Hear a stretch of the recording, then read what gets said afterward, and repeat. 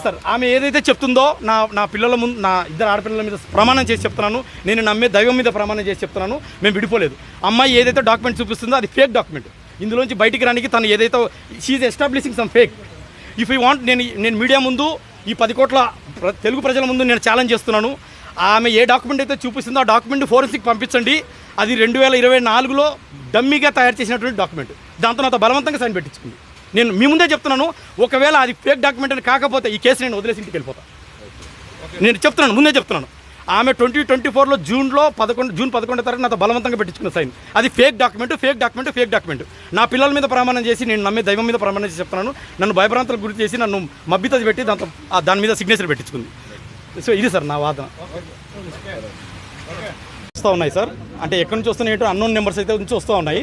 నేను ఆల్రెడీ ఆమె నర్వస్. నేను లీగల్గా నేను ప్రొటెక్ట్ చేసుకోవాలి. నాకు 2 ఆడపిల్లలు ఉన్నారు.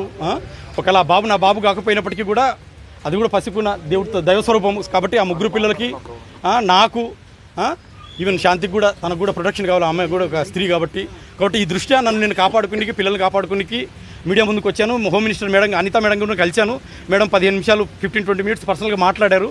మదన్ 4 రోజుల నుంచి వస్తున్నటువంటి విషయం అంతా మాకు తెలుసు. మేమంతా వింటున్నాము, క్షుణ్ణంగా అబ్జర్వ్ చేస్తూ ఉన్నాము, మెటిక్యులస్గా ఎవ్రీ స్టెప్ అబ్జర్వ్ చేస్తూ ఉన్నాము. మ్యాటర్ కొద్దిగా సెన్సిటివ్గా ఉంది.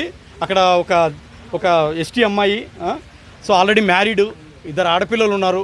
అక్కడ ఆ తప్పు చేసిన వాళ్ళు ఎవరైనా కానీ వాళ్ళు నిజంగా లీగల్ డైవర్స్డా కాదా, ఇందులో ఏంటి అసలు మెయిన్ ఆబ్జెక్టివ్ ఏంటి, దీని వెనకాల అంటే బాబులకన్నీ కారణం ఏంటి, ఏమన్నా హిడెన్ ఎజెండాస్ ఏమన్నా ఉన్నాయా, అవన్నీ మేము చూస్తాము.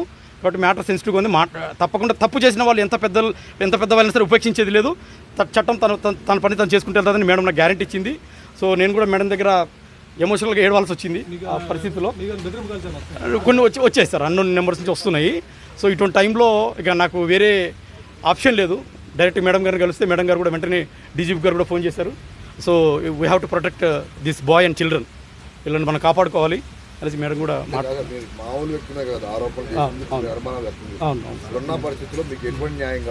నేను ఒకటే సార్, ఇప్పుడు నేనైతే స్వతహాగా నేను పెట్టిన పేర్లు కాదు.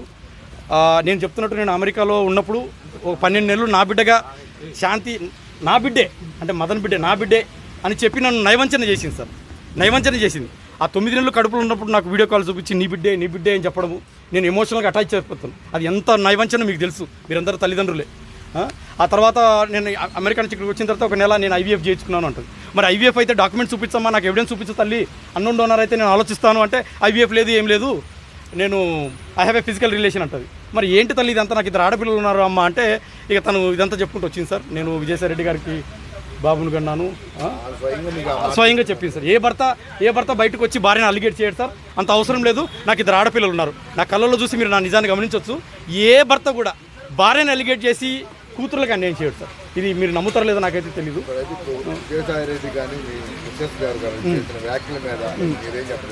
ఒకటే సార్, ఇప్పుడు ఎవరి స్టాండ్ వాళ్ళకు ఉంది. శాంతి గారేమో ఫోటోలు చూపించేసి ఆ పోతిరెడ్డి సుభాషే నా భర్త అంటుంది. ఆయననేమో అజ్ఞాతంలో ఉన్నారు. ఆయన అజ్ఞాతంలో ఉన్న 4 రోజుల నుంచి బయటికి రావట్లేదు. ఆయనకు ఆల్రెడీ మ్యారేజ్ అయింది, 9th క్లాస్ కూతురు ఉంది, వాళ్ళు హైదరాబాద్లో ఉంటారు.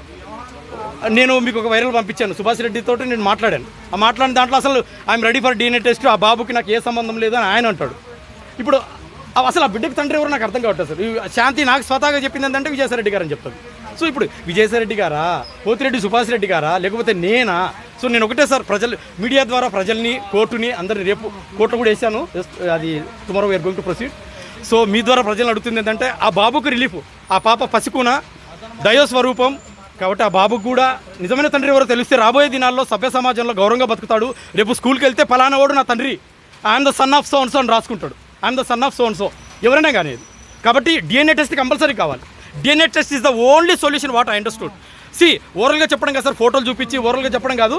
DNA test is the only solution to find the perfect answer, అంటే long term solution, ever time solution. ఇప్పుడు ఇది చెప్పేసి రేపొద్దున DNA టెస్ట్ చేయకుండా ఇప్పుడు ఇతనే సుభాష్ గారి తండ్రి అని, రేపొద్దున సుభాష్ గారు నేను తండ్రి కాదని అనుకోండి, ఆ బాబు మళ్ళీ నా దగ్గరికి వస్తాడు, నేనే తండ్రి అని. ఇవన్నీ ఎందుకు సార్?